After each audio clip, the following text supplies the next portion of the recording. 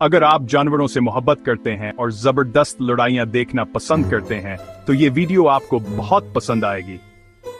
Walrus और कातिल whale की लड़ाई देखते हैं, कौन जीतता है। तो चलिए शुरू करते हैं। एक तरफ है वॉलरस, एक बहुत बड़ा जानवर जिसका वजन न 5 किलोग्राम से ज्यादा होता है। इसके बड़े बड़े दांत होते हैं और इसकी खाल बहुत मोटी होती है जो इसे बर्फानी लड़ाइयों में बचाती है।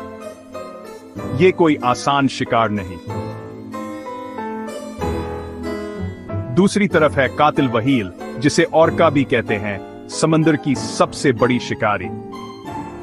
ये तेज, फिर तेली और बहुत ज़हीन होती है और गिरोहों में शिकार करती हैं। वो टीम वर्क और हिकमत अमली से अपने से बहुत बड़े शिकार को भी गिरा देती हैं। उनका वजन 6000 किलोग्राम तक हो सकता है, जो वॉलरस से 4 गुना ज्यादा है। तो क्या होता है जब ये दोनों मिलते हैं? खुले पानी में ऑर्का को फायदा होता है।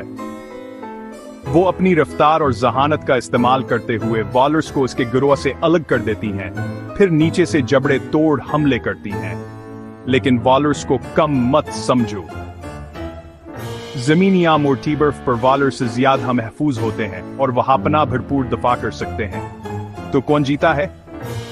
पानी में आमतौर पर कातिल व्हेल ही जीतती है, लेकिन जमीनी बर्फ पर वॉलरस का साइज और इसके दांता से बढ़तरी देते हैं। ये ताकत मुकाबला चालाकी की लड़ाई है और जंगल में नतीजा इस बात पर मुनहसर होता है कि लड़ाई कहां होती है। कुदरत हमेशा हमें हैरान करती है। आपका इंतखाब कौन?